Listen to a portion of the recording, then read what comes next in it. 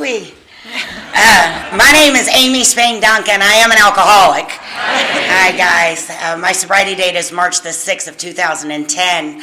I have a home group. It's called Lambton, and we meet on Tuesday, Wednesday, and Thursday mornings at 10:30 in the morning. We are all inclusive and never exclusive. I have a sponsor who is sponsored by a woman who is sponsored, and I believe in good sponsorship. Sponsorship has saved my life over and over and over again, and I now have the privilege of sponsoring a lot of women, and I love it because if I forget my miracle, I'm reminded by theirs, and it is an amazing thing that we do here in Alcoholics Anonymous. It's magical. Thank you so much for having me out. This has been so much fun. I love the town. It was so cool. And Jody left me. She did. But I made it back. I made it back. I'm resourceful. Rachel made me walk up a very big hill. So I've been, it's been rough since I've been here, but it's been great. It's been awesome. And so many wonderful speakers, and thank you. And I love being in the company of strong, sober women because I got here badly mangled. I had been beaten into a state of reasonableness. Yeah, under the lash of alcoholism. And that's my story, man. I am a low-bottom drunk. And so I remember when I was coming in and out of Alcoholics Anonymous, like from 2007 to 2010, my sister was in the program, and she'd find me on the streets and clean me up a little bit and take me to a meeting. And I would listen, and I would think, why can't I do what they do? Why can't I get this back? Man, I want what they have so bad, and I can't stop drinking. And I remember one time I was in a meeting. It was a discussion meeting. If you're new in sobriety, I remember the first time I had gotten sober in 95, my sponsor at the time wouldn't allow me at discussion meetings unsupervised. And I know why. At a discussion meeting, you're going to hear from like 15 assholes. But at a speaker meeting, you'll have to listen to one. So, and if you get real confused, early sobriety, we get confused. I don't know what they're saying. But I was at one of those discussion meetings, unsupervised, and the lady raised her hand, and she had this problem. And the problem was she had 2 houses. And she wasn't sure which one she was going to decorate for Christmas. And I remember sitting there, and this dread came over me. And I thought, they can't help me. Her problems aren't like mine. I'm going to die. We are here for the newcomer. There's some ladies here from Cedar House. Where's my Cedar House people? Woo-hoo! Yes! I'm here for you. My message is for you. If you're in this room and you don't know if this thing's going to work, and if it doesn't, surely you will die. I am here to tell you this thing works. It will work for you. And you can be sober and happy. Yeah, and we can buy $100 bird feeders. What the hell is that? What the hell? This is a woman I know that I'm on the path, right? And if I keep doing what she does, I get to have what she's got. I'm so excited. I am freaking excited. And I'm going to lie to the people at the store, too. I know I will. I'm a liar. I'm just a liar. I'm so happy to be here. This is amazing. I'll tell you how amazing God is. I'll tell you about my home group, Lambton. I love my home group. My home group, we have 38 years of sobriety, and we've got the guy that comes in drunk every Wednesday, and everything in between. And it is an eclectic group of people. We are in the downtown. We're in a rougher end of town, and we get all the halfway houses and treatment centers. But anybody with sobriety in my town, sooner or later, they come to Lambton. Because we are a spirit-filled meeting, and we talk about God, and we stay in the solution. And it's an awesome place to be. And I joined this home group because, I kind of twitched a little, and I didn't know what to say, and I was nervous, and I was awkward, but I wanted to be sober more than anything else in this whole world. And I'd go in there, and I'd say, what can I do? And they'd say, Mr. Ellis, who's made coffee at Lambton for almost 30 years, he would hand me a little stack of napkins like this, and he's like, put these away. And then, so that was my job, to find a place for these napkins. And I would complicate it. The top shelf or the bottom shelf? Do you want them in this cabinet or that cabinet over there? I'm not sure what to do, because I want to do it right, and it's such an important job, putting the napkins away. And Lambton let me do that, and they let me do that, and they let me move chairs, and my poor friend Steve would come behind me and straighten all the chairs I just straightened. And I'd say, I straightened those, and he'd go, I know. And they let me stay, and they let me do things, and they let me be a part of it, and I loved it. And there's a wonderful man in my home group named Tim H., and a lot of you guys might know him, and Timmy is a trusted servant of Alcoholics Anonymous.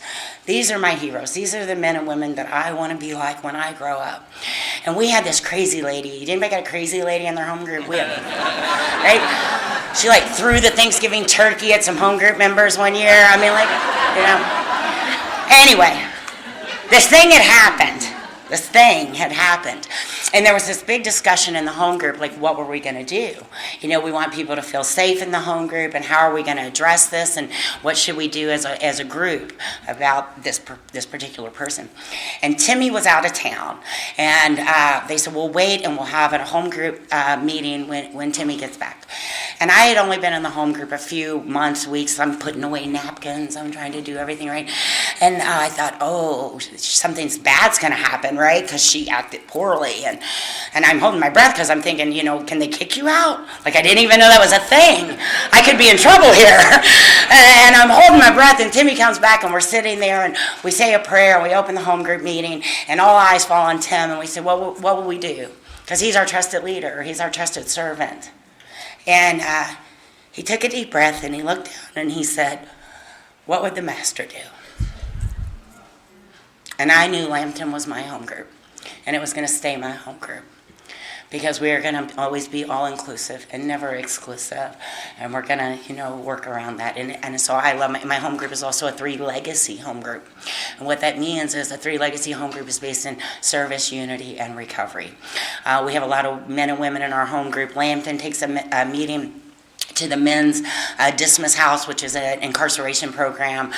Miss Pearl, one of our other amazing home group members, takes a meeting out to the women's penitentiary once a month. And Eva Marie takes a meeting to the psych ward at our local hospital on Sundays. And Candace is taking a meeting into a treatment center. And this is what we do. We stay active in Alcoholics Anonymous. We're a home group of service. So that gives the newcomer a lot of opportunities to put away a napkin or go to this meeting or greet at the door. And that's so important. And we're unified in our message and what we want to carry as a home group member in Alcoholics Anonymous, and we recover. So I love my home group. I can't say enough about it. How I got here was I was 4 years old. I just told you I'm kind of nutty. I'm all over the place. I'm goofy. They have names for that now. Isn't that cool? Like doctors, they call that post-acute withdrawal syndrome the pause. And I was sponsoring a girl, and she's all over the place, and she's on the phone with her kid or something. She's like, you don't understand. I got the pause. I grabbed that phone. I said, she's crazy. I hung up. I was like, you don't have to pause. You're in early sobriety. That's what that looks like. But freaking naming everything, But I was suffering from the pause then, and I was all over the place, and I was crazy, and I was trying to go to nursing school. We get to do these great things when we get sober. These great things. We are limited only by our own fears, our own ideas, right? But we tap into this power greater than ourselves. And I had the opportunity to go back to school, to go to college. And I'm in school, and I'm trying to do that. It's nursing school, so it's crazy. And I'm trying to do that, and I'm trying to work a program, and I'm trying to be a mom to these kids that I haven't been a mother to. And everything's crazy. And I get this phone call, and this guy says, hey, I'm a friend of Bill's, and I'm from Buffalo, New York. And I'm like, okay. And he says, we need you to fly up this weekend and speak at our conference on Sunday. And I was like, okay, probably you've got the wrong number, but I can help you find whoever it is you're looking for. Because I go to a lot of meetings, and I know a lot of people in AA. And he's like, no, it's you. We want you to come up and talk. And I was like, okay. So anyway, I jump on a plane. I go to New York. I'm speaking at this conference on Sunday morning, and it was poor people because, I think Don M. was supposed to be there. He's, super sober and got this great message, this beautiful Southern drawl. And they got me, hey, I can have 4 years years of sobriety at the time, and I'm nuts, and I don't know what I'm doing there. And God love them. But they started asking me back, and I remember being on that plane and thinking, when did you do this, God? Alcoholics Anonymous, when did you do this? When did you take me from March 6th of 2010? The night before, on March the 5th of 2010, I had laid with 3 different men to get what I needed that night. I'd showed up at detox stinking of alcohol and booze and men. And with you, here we are, Eureka Springs, Arkansas. What the hell? Yeah. Nobody saw that coming. Anyway, how'd I get there? I wasn't, born that way. That's started. That's my dad. There's Dad. Hi, Dad. Yeah, Dad's over there. Dad's been sober since I was 18. On my 18th birthday is his sobriety date. Yep.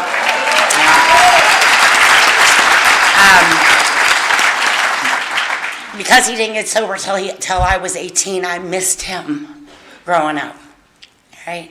My parents divorced when I was about 7. I was resentful. See, my mother, who's an amazing woman who I love and I've learned to love in Alcoholics Anonymous, and I've learned to accept who she is and how beautiful and amazing and strong and awesome she is. And this isn't the description I would have given you of my mother 8 years ago.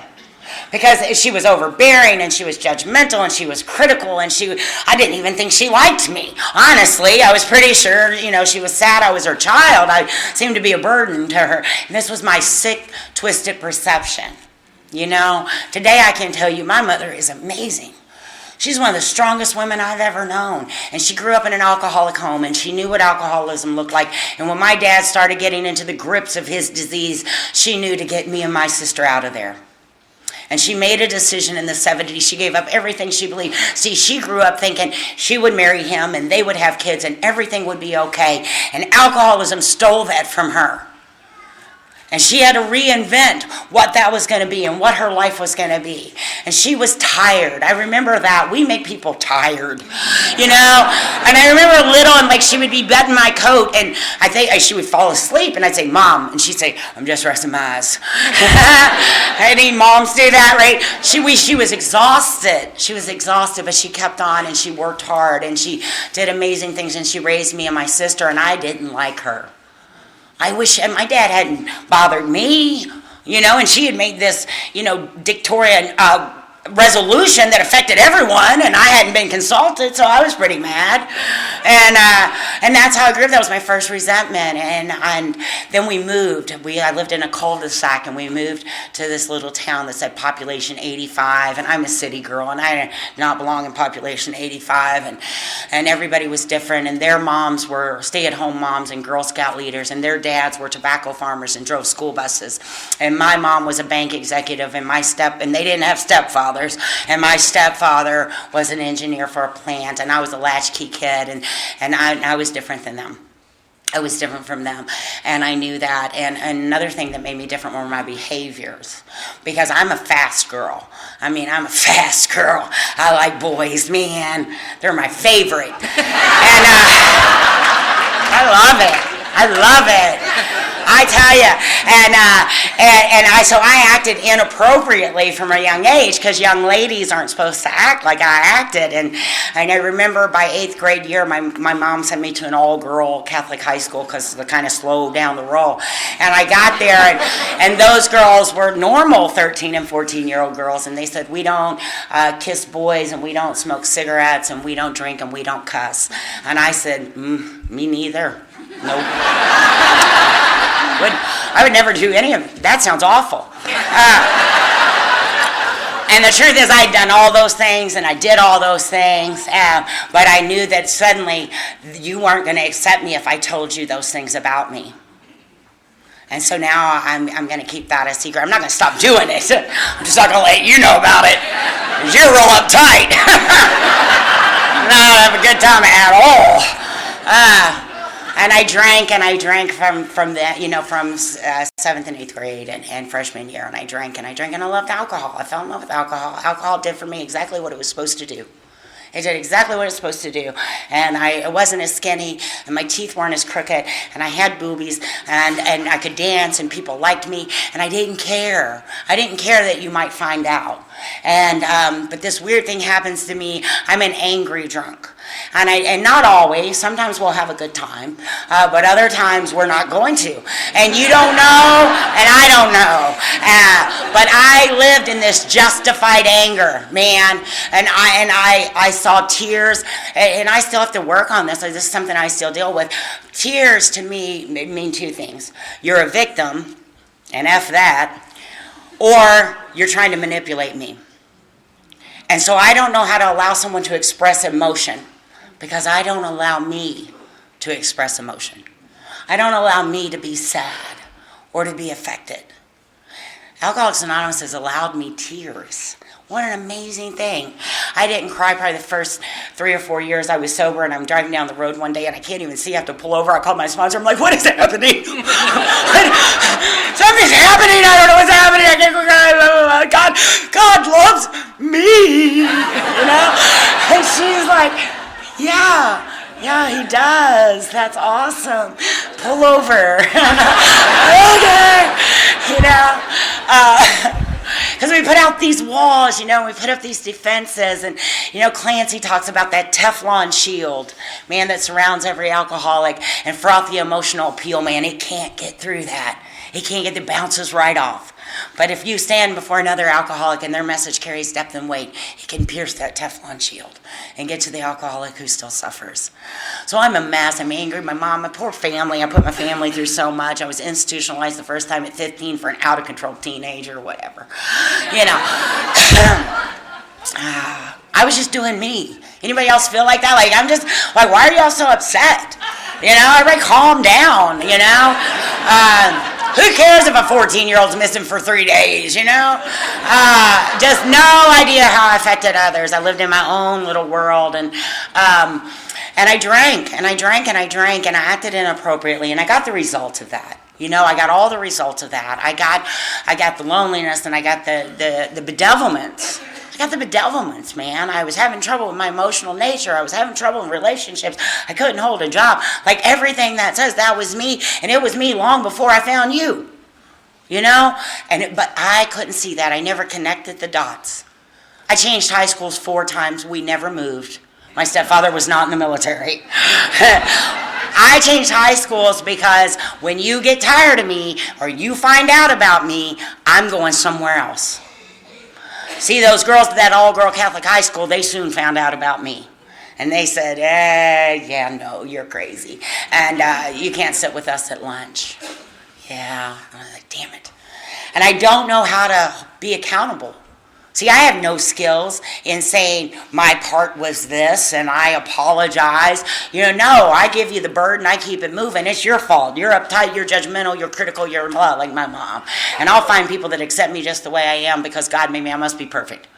And I did this all through high school. I did graduate by the skin of my teeth. I showed up at graduation and my principal said, "Why are you here?" I was like, well, I thought I'd graduate. And he was like, no.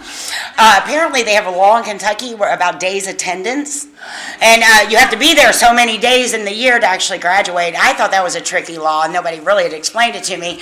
So I was upset. I had passed all my classes because, see, we're gifted that way. A lot of alcoholics are gifted that way.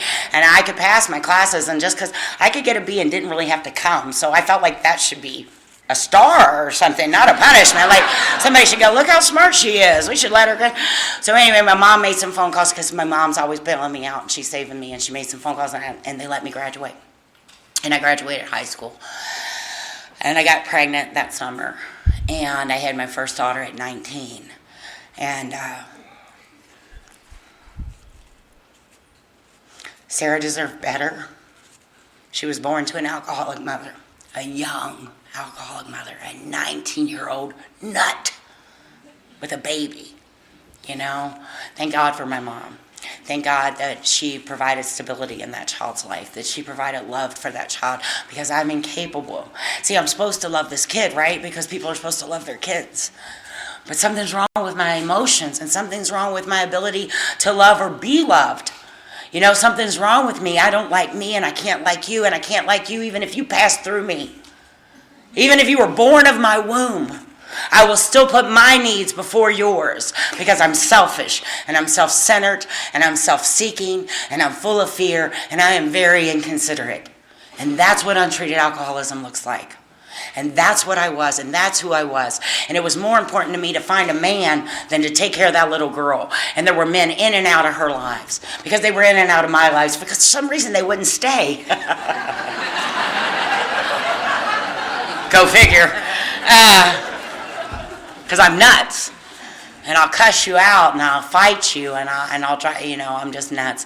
So anyway, I got a job, right? Because you need a job. You're a single mom, you need a job. And I got a job at a bar. Everybody should work at a bar. I'm telling you, man. Good times at the bar.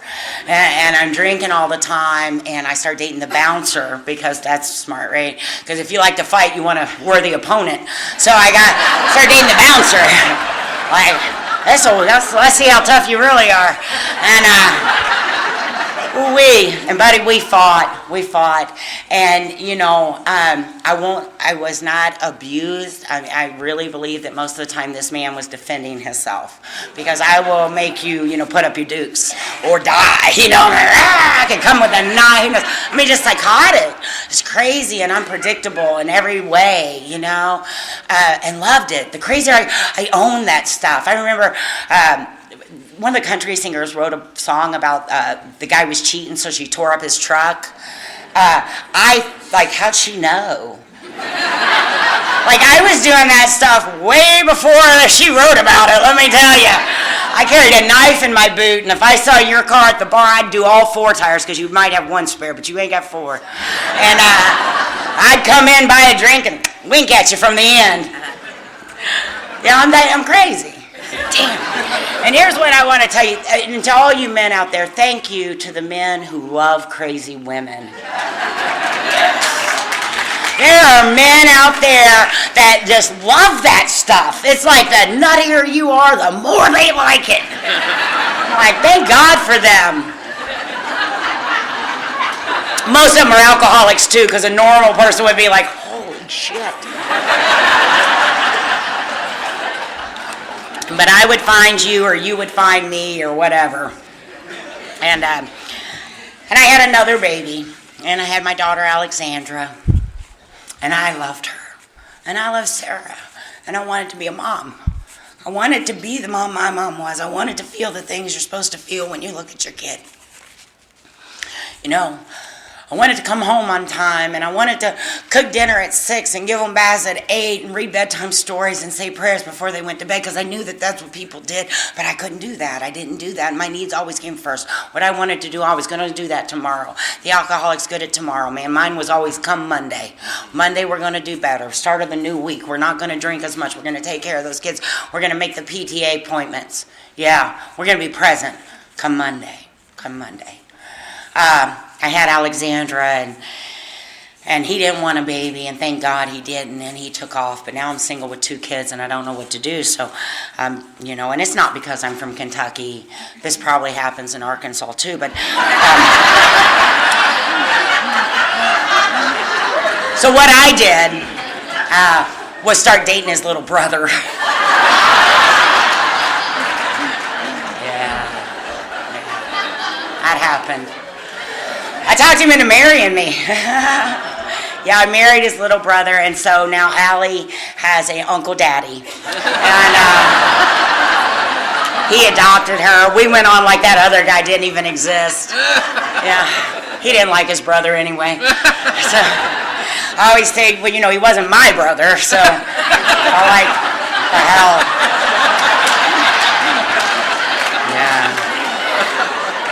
What you need, the craziest part for me, besides just that's bizarre, the craziest thing was that I literally, we got married in 1994. It was in a 2010 fifth step that I could finally figure out why my mother-in-law didn't like me. That's delusional. I mean, you want to talk about blaming them, those, and theys. I was like, I gave her beautiful children by all her sons. She really should be nicer to me. No, she was not nice to me. So in 2010, when I do a fifth step, she's number one. I mean, she ruined my marriage, obviously. And my sponsor is like, she laughed and laughed. She said, you really can't see where you stepped on her toes. And I was like, no. I went to Christmas. I was always nice when I was there. I ate her damn food. She couldn't cook. Didn't say a word. She was like, yeah, you're delusional. So we worked through some fifth step stuff. That's why the steps are so important, that perception. I have a disease of perception, and it tells me that you're wrong and I'm right, and I live in that justified anger and in that manipulation and that delusion, and it's no place to find success. You cannot find success in that, and so thank God for those steps that work. But so anyway, me and him start off, and we got married. Led Zeppelin played through the chapel. It was beautiful. We got the 2 kids. He's got long hair down to here, you know. We listen to Metallica, and we're living a rock and roll lifestyle. We're dragging 2 little baby girls through it with us, right? That's what we're doing. About a year into the marriage, he says, you know, maybe I don't like crazy women. And he says, you know, I'm going to divorce you. And, you know, I'd slept with his best friend, so, you know, he had a reason to be mad. People can be so sensitive.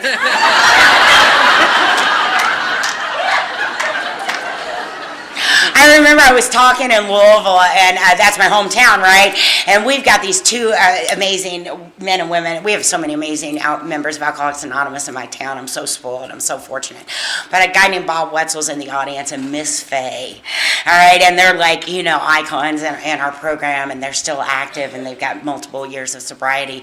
And I was standing at the podium, and I was about to say, disclose my you know, that I wasn't a lady when I got here, and I told God, I said, I'm not saying that, you know, and God's like, yeah, you are, and I'm like, no, God, I'm not saying that. Anyway, it came out, and afterwards, I went up to Miss Faye, and I said, I'm so sorry, I didn't mean to, you know, say that about that, and you know, that I was, you know, not a, and she laughed and laughed, and she said, honey, did you think I thought you were a lady when you got here?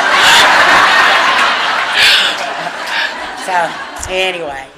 So I'm alcoholism, right? Alcoholism, nowhere. Okay, so I've changed high schools, and I've lost friendships, and I've lost jobs, and I've terrorized my family, and I can't be a mom, and now my marriage has fallen apart.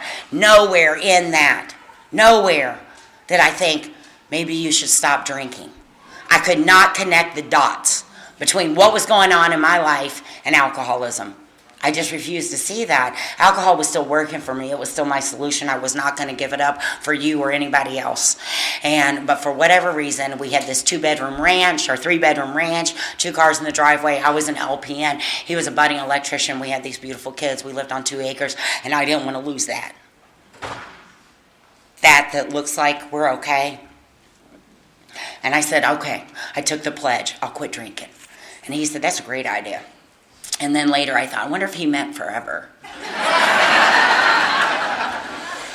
I should have said, like, I'll quit drinking on the weekends. I should have put a little something extra. That was too open-ended. Turns out he thought forever was a good idea. And I didn't know how to quit drinking forever. I didn't know how to do that. And I was only 25 years old. And I didn't know how to quit drinking forever. See, I was in the grips of alcoholism by the time I was 18, 19 years old. Every day I was putting something in my body to feel different than I did every single day. That's full-blown alcoholism. And I don't have a diagnosis. See, because what my dad is isn't what I'm going to be. Right? We're never going to do that. But on that night, I called my dad, and I said, Dad, you know, things are going bad. He says he's leaving me. You know, I'm having a tough time. I'm in the bedevilments.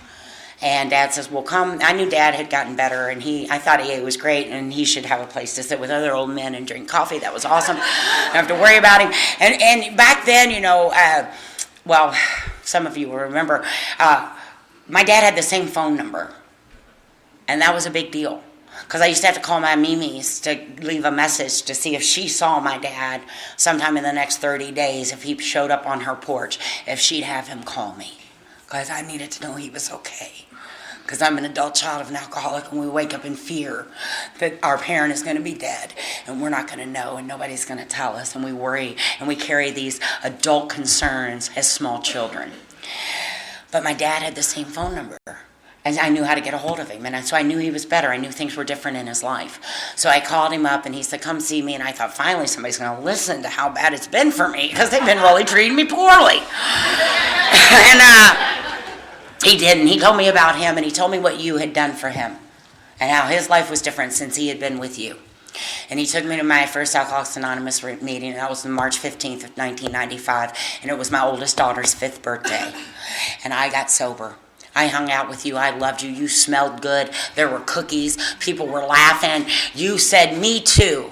When I told you that I slept with everybody and I cheated on my husband and I always told a lie and I wasn't the mother I was supposed to be, you said, me too. And I knew that I was in the right place. And if I did what you did, I'd be okay. But in 1995, we had a lot of fellowship sobriety, and the fellowship is an amazing and powerful and strong thing. And it kept me sober until I quit going to meetings. See, we had done so well. We had 2 more kids, and we bought a bigger home, and we moved further away, and now it's a little more difficult to get to you. See, I'm going to meetings every night of the week, and I'm coming an hour early, and I'm staying an hour late, and I'm in the Fellowship of Alcoholics Anonymous, and I'm staying sober, and life is good. But then I have to cut back on my meetings because there's 4 kids and I'm a little busier, and I won't go to meetings around where I moved to because they're not my meetings with my friends, and they're not the same. And I want you to know I thoroughly went to one meeting to make sure that wasn't the meetings for me and quit going there. So, and so many men and women who got sober during that time. I know a beautiful woman from Louisville, Miss Wanda. She didn't do her first step till she was 10 years sober when Joe and Charlie put out those wonderful tapes that got people back into the steps and back into the book and back into the literature. You can stay sober, and then the pain will get great enough, and you'll pick up that book and you'll start working some steps, or you'll do like I did, and you'll leave AA. I watched other people smoke marijuana with impunity. My husband grew marijuana. I thought, here's the ticket. I'll be rocketed into the 4th dimension. I'll never touch alcohol again. I'll be a pothead. I'm a pothead. And I loved it. And I smoked the weed. And we tie-dyed shirts, and people came over, and we played guitar, and we built bonfires, and it was awesome. Except that weed makes me thirsty. And then I'm away from you. And then the insane idea returns. I could have 1 beer. I love that in 2010, when I finally got into that book and I started to read it, I thought, has this always been here? This is valuable information, people. Because it talks about where we're only going to drink on the weekend. We're going to not take vacations. We're going to take vacations. We're going to drink at home. We're going to drink gin. We're going to all those forms of self-deception to prove that we can drink like normal men, that we are not alcoholic. And that was the part I was on. See, I was only going to drink Budweiser, and I was only going to drink on Saturdays. I never go out and drink. That way I wouldn't cheat on him, because I'm only going to drink when I'm with him. And I'm going to do this and I'm going to do that. And we all know that you cannot manage what is unmanageable. See, I'm powerless over alcohol. All those things, they sounded like real good ideas and wonderful plans. If only I had any power over alcohol. But I don't. See, I don't have a choice. That's why I know my diagnoses. I have a mental obsession coupled with a physical allergy, and I have no power over alcohol.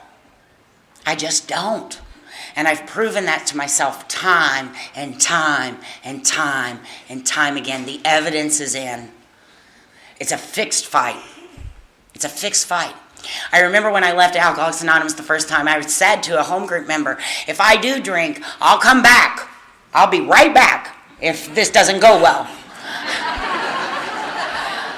That's me believing that I have a say in how this is going to go. That I have some control. The delusion.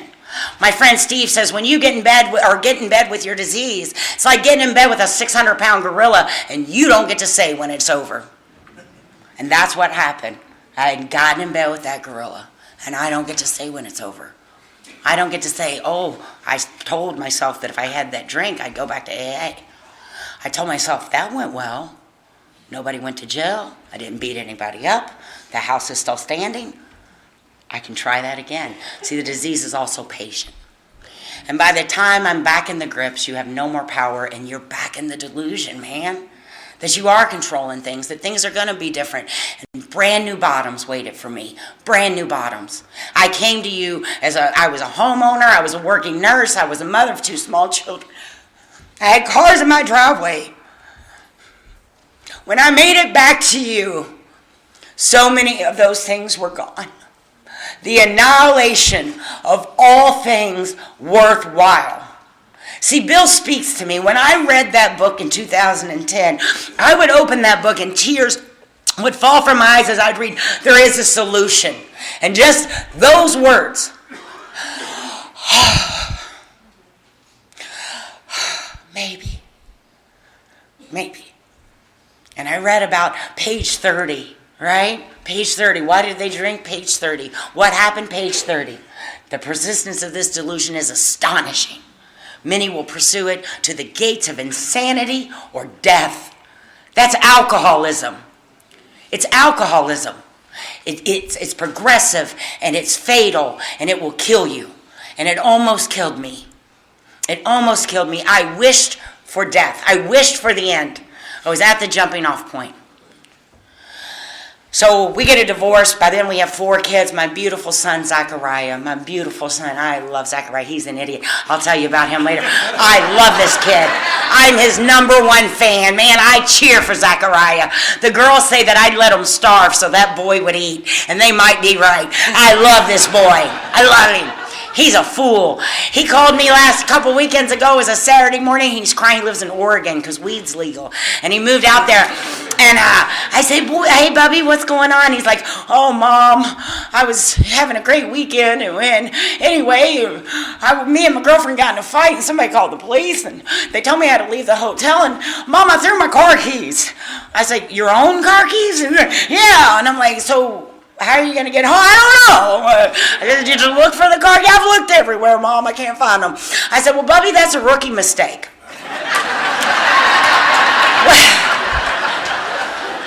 Never throw your own car keys. Hey, throw somebody else. Always make sure you can get out of there. I said, what I would suggest is that you get a lockbox. And you put your phone and your car keys and stuff in the lockbox before you drink, and don't open it until you're sober. And if you throw the box, it's easier to find. So I said, well, Bub, do you have the title to your car? He said, yeah, Mom, I got the title. I said, Bub, do you have any ID? He said, I got ID. I said, well, man, this is easy peasy, lemon squeezy. All we got to do is call a locksmith. They'll come out. They'll make a key for your car. Man, this is lightweight stuff here, Bub. We can fix this. I said, you didn't go to jail. So that's good, right? You're not in jail. That's always good. I like the easy fixes. So I send him the $300. He gets the locksmith. And then my husband looked at me and said something I did not like. He said, how many times are you going to do that? I said, I'm going to do it today. Today I am. We'll look at that down the road. But I'm Bub's #1 fan. He's a good kid. He's got a great big heart, and I love coming to Alcoholics Anonymous meetings all over this country. And I like to leave the conference and go to a local meeting, because if my son walks through that door, I need to know that you're not talking about 2 houses for Christmas. I need to know you're talking about alcoholism. I need my son to be welcomed at that door by one of you strong, sober men. Not ignored, not left alone. But somebody that would sit with him and love him and hold him and tell him that there is a solution. See, because I can't save him.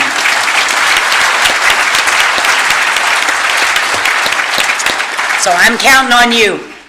Because that's what my dad did. See, right? He brought me in and he said, here, find the women and see what they can do to help you. So anyway, that's Bubby. And then I have my daughter Grace, and she's my baby. Oh, she's the baby. Everybody loves the baby. I breastfed her till she hung off my body. People made fun of me. My cousins were like, if you don't give that kid a cup. She's my last one. And I was sober, and I wanted to be a mom. I love Sissy. We adore Sissy. So anyway, I got these 4 beautiful kids, and And I decided that I'm going to drink, right? I've left you. And I'm on my own. And alcoholism's going to do what alcoholism does. And it's going to be the annihilation of all things worthwhile. Sober, I'm a soccer mom. I teach vacation Bible school. I'm a PTA mom. All the kids are in my house. I got little Debbie's and I got Kool-Aid. And we're going to do stuff. And we're going to, because I'm high, so we're going to eat and we're going to color. Smoking the weed. And my kids are important, and I'm there and I'm somewhat present. But once I take a drink, none of those things matter anymore. None of those things matter anymore. And I went from being we had split joint custody of the kids. My husband and I, we've been married for 10 years. He's a great guy to this day. He's a great guy. I didn't pick it, but God gave my children a wonderful father. And I had them 2 weeks and he had them 2 weeks. And the 2 weeks they'd be with him, it got real quiet because when you're used to a house full of kids and a house full of noise and homework and baths of 4 children and cooking supper and doing all those things, and they were gone and it was quiet. The one thing an alcoholic can't stand is a quiet room. Yeah. So I thought, divorcees drink wine. I'm a divorcee. This is how I'm going to control my drinking and keep from going into the large abyss. And I did some wine tasting. And I settled on a white Zinfandel I liked very much. And I bought a corkscrew because it's not the twist-off kind. And I got 2 beautiful wine glasses in case you came over and you didn't. And I would pour a glass of wine, and I would think about my day, and I would see myself as a 36-year-old divorcee. I would sip my wine, and then I'd wake up in the morning with the wine bottle overturned on the table and the clothes I had on that couch. I became a couch sleeper, with the wine. And we're so crazy. I remember taking out my garbage, and it was nothing but wine bottles, and I thought, what will they think? Like the garbage man's like, oh, that one there, she's a real wino.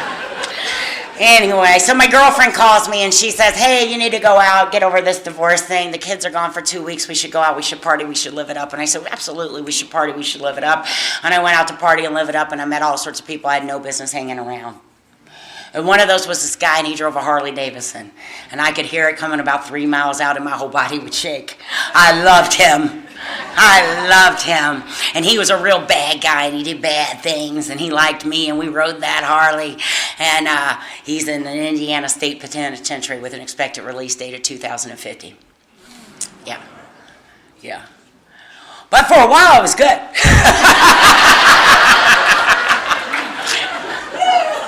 It's a lot of fun, right? And I'm not seeing those kids, and I'm not picking those kids up. And instead of being a weekend mom, I'm a sometimes mom, and then I'm an almost never mom. And then I'm the mom that shows up crazy and drunk and yells at my mother. Yeah. He went to jail, and things went downhill real fast for me. I started getting into other substances. Ultimately, I lived on the streets. The cars were gone, the money was gone, the dope was gone, the booze was gone, there was nothing left. And I would beg for money to get $1 can of beer.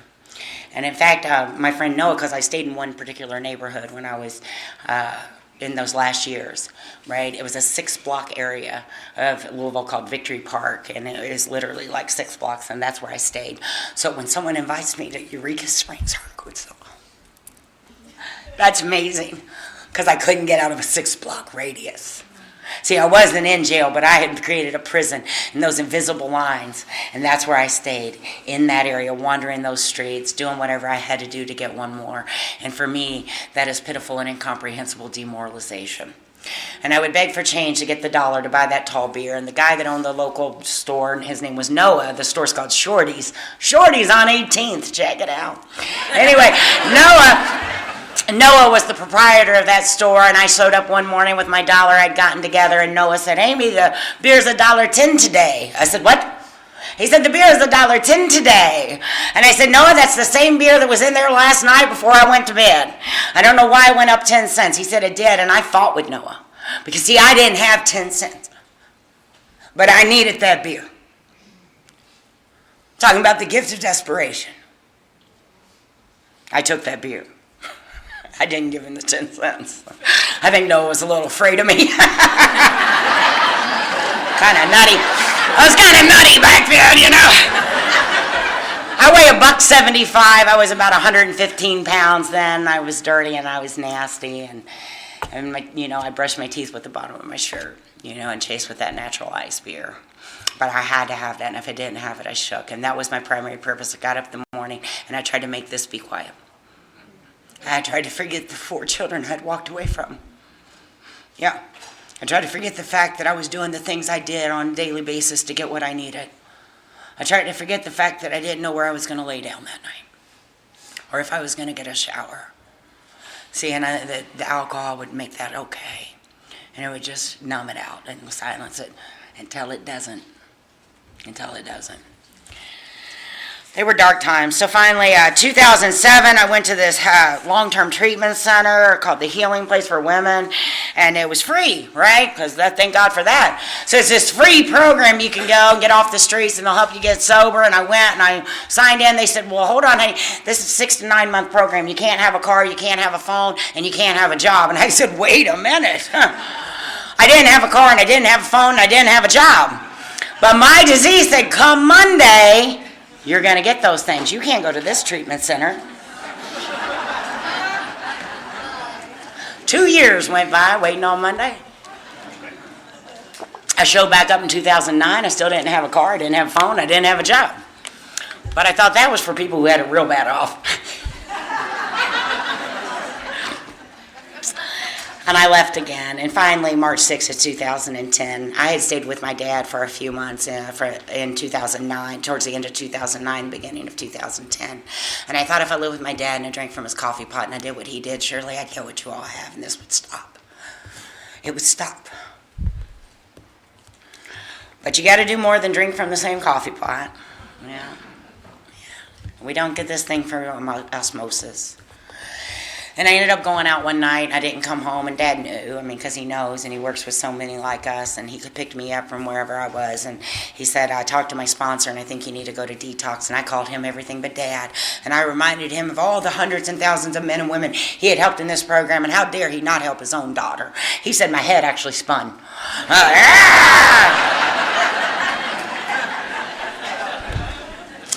But he did what you taught him to do. And thank God he did what you taught him to do. And he did what his sponsor told him to do. Not what his crazy daughter standing in front of him wanted to do. And he dropped me off at detox. And I don't know what was different that day. See, I was going to get sober on Monday, and this was a Saturday. So this were not my plans. But I crawled into that detox, and I found women that were willing to love me. They were willing to give me a chance, and it was free. See, by the time I got to you, I had no insurance. My teeth were rotting out of my head. I was dirty, and I was beaten, and I was badly mangled. We have a guy in Louisville, Dr. Burns Brady, and he always talks. He comes to the treatment centers and does big book studies and helps the newcomer and the women there and the men there. And he always says, and I used to think, what an asshole. But he would end his thing with, my wish for you is that you have been badly mangled. It is only then that the alcoholic can receive information. The surrender. As long as I got a good idea, I don't need yours. It's when I'm out of ideas. It's when I admit complete defeat. It's when I'm ready to take step one with that complete surrender. I'm out of ideas, man. Nothing I'm doing is working, and I'm going to die. Or worse, I'm going to live like this. I got busy. I got a sponsor. She wasn't nice. She was about this tall. I called her up one day and I was like, started to cry. She was like, what is that, self-pity? The only people we're going to feel sorry for is anybody that's met you. Okay. Now, I call her up. I say, some of the girls, sometimes their sponsors pick them up and take them to meetings. Do you ever do anything like that? Should I ever take you to the liquor store? You get to the meeting and I'll get you home. Your recovery is your responsibility.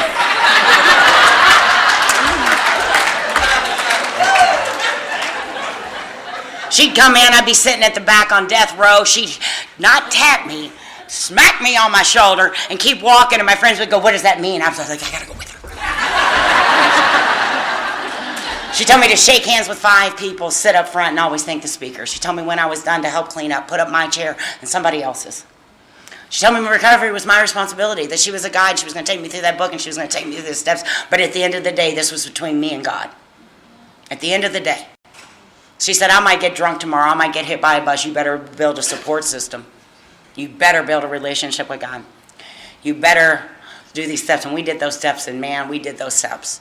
And I loved it, and I felt like 4 steps, like I was being gutted. Like I was like like a deer, you know? I mean, like gutted. And it hurt.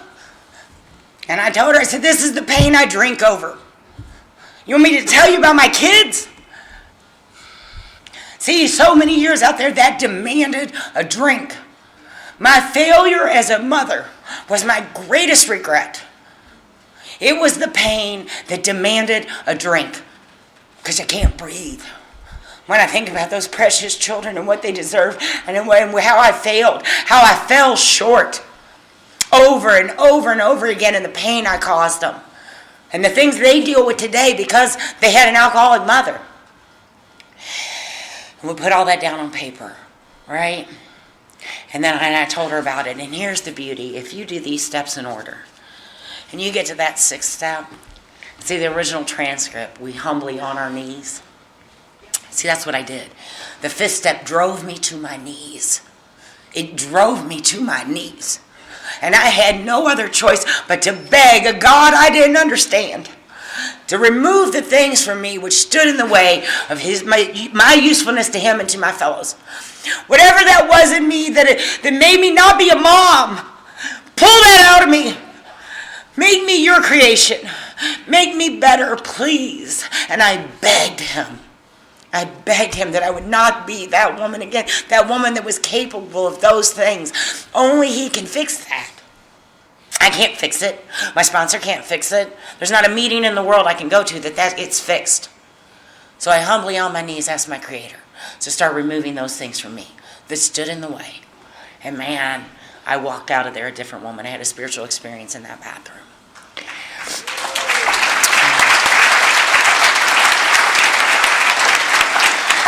And that's why the steps are in order to create a spiritual experience or a spiritual awakening significant enough to combat alcoholism. And it's a mean mofo. So you better get right.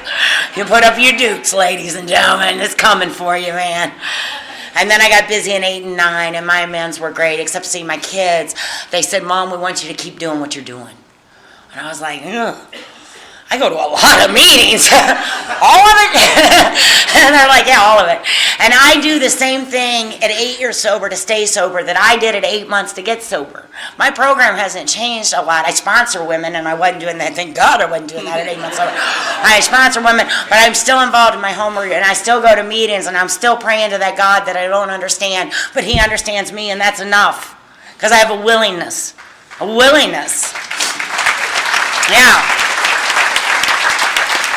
And I do that 10, 11, and 12, and I tell you what, getting sober sucked. I hated every minute of it. I swear to God, I don't want to ever get sober again. It was an awful year. I felt uncomfortable. I was 30 days sober, and I got up, and my bunkmate said something about the rain, and I put up my dukes and invited her outside. She said, Amy, what's wrong with you? I said, I don't know. I wanted to hit something. Man, I was uncomfortable, and I didn't know how to think, and I didn't know if my arm was going to jump up, and I twitched a little bit. I told you that. I didn't know what I was doing, man. And it was uncomfortable, and I didn't like it, and I got to the first year, and I thought, and then your sponsor tells you something like that. The first year's a gift from God. The next one you have to work on. Like, what have I been doing? Crap! You know? Start working. I started sponsoring women. I used to, and Rachel's one of the survivors of my early sponsorship days. Kudos to Rachel.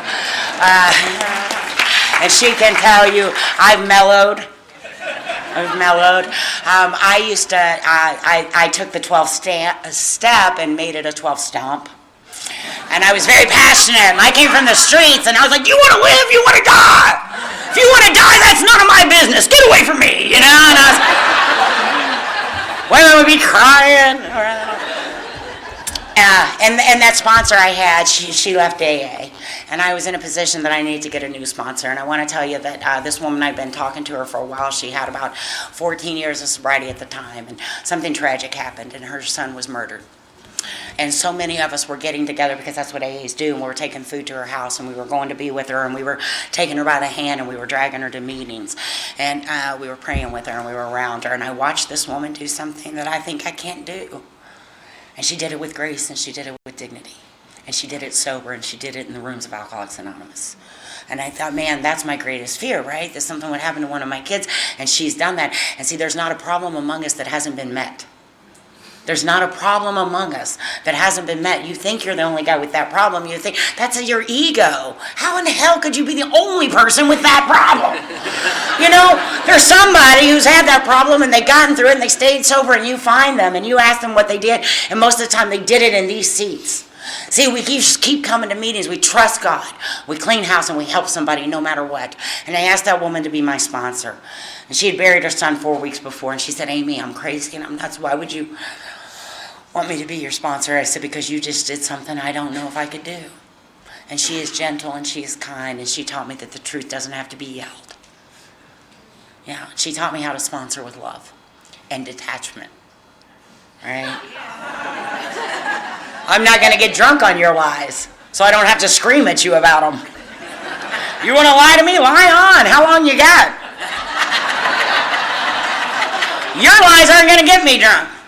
And I don't have to pull teeth. See, your recovery is your responsibility. You'll get the help. As much help as you're open to, that's the help you're going to get. As honest as you are with one person, that's the help you're going to get. And I tell my sponsor TMI. She probably doesn't even want to hear half the stuff I tell her, but I need all the help. See, I was greedy at the dope table, and I was greedy at the liquor store, and I'm greedy in Alcoholics Anonymous. I want mine, and I work for it, and I love sponsoring these women, and I love watching miracles happen in their lives, and I'm humbled that I witness. See, today I get to be a witness. I witness miracles. I witness lives transformed. I witnessed Rach get her daughter back. I witnessed Rach walk out paper. She's not on parole. She didn't have to get a travel pass. Yay, Rachel! And she is so important today. Like, her phone stays ringing. I just want to take it and throw it. But she's got this fabulous job where she's responsible and she's accountable and people depend on her. That's what Alcoholics Anonymous will do. See, you get this fabulous, beautiful life, and you get to stand in your truth.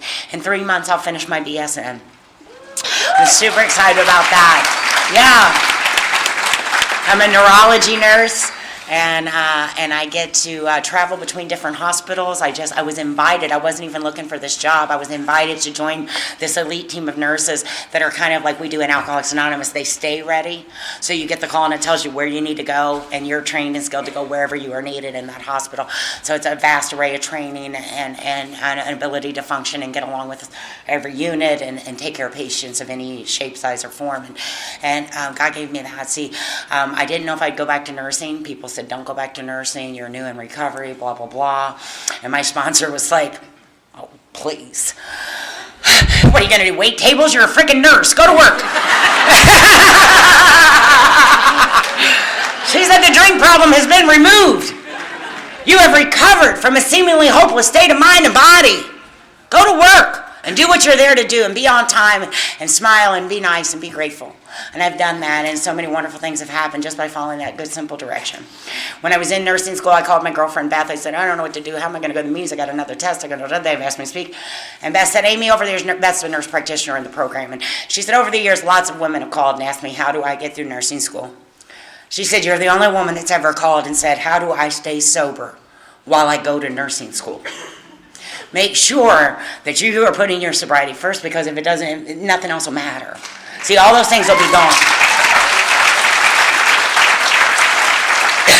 And honestly, this is where the fun is. And I always like to be where the fun is. So many things have happened in sobriety. Life shows up. Life's coming. Everybody gets a turn. You know, so don't be on the fray when that strong wind comes to blow you off. Be in the middle where strong, sober men and women can brace you and hold you still. I watch people go through death, disease, heartache, some of the most homelessness, loss of jobs, bankruptcy. And they do it in the rooms of Alcoholics Anonymous. Thank you. Thank you for letting me see that. I need to know that. I need to know that life's not always perfect. And it's messy, and it's ugly, and it's painful. sometimes. But in that beautiful mess, I can find God, I can find you, and I can stay sober. Thank you all.